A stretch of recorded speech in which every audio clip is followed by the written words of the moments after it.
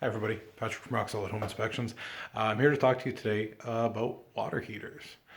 So water heaters are pretty self-explanatory and generally a pretty safe and sufficient product. You're going to notice supply lines are up here. This is your exhaust venting and this is your gas connection coming in.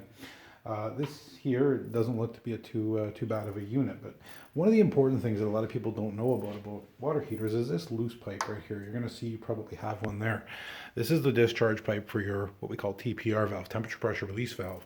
This is a plate valve with a spring loading on it. If this unit begins to have a failure and reach critical mass, that plate's going to be depressed out, the spring is going to collapse, and scalding hot water and steam are going to be able to emit against the floor to prevent the explosion. If you're ever interested, go check out like Mythbusters and things like that, where they've simulated the explosion of these. They essentially turn into a torpedo. They sever at the bottom and they launch themselves out of your roof. It's really quite spectacular. Before you get too scared, understand there's a lot of safeguards in place to ensure that that doesn't happen. However, one of those safeguards and one thing you should be looking for is something like this. This is the tip of the TPR valve. Now look at that. Look at the amount of efflorescence and corrosion and calcium that's coming off of that.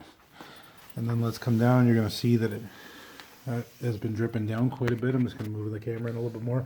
And look down here at the floor. You see how we've got evidence that this has discharged previously. We have a little bit of water and some calcium right here. All of this is telling us the same thing.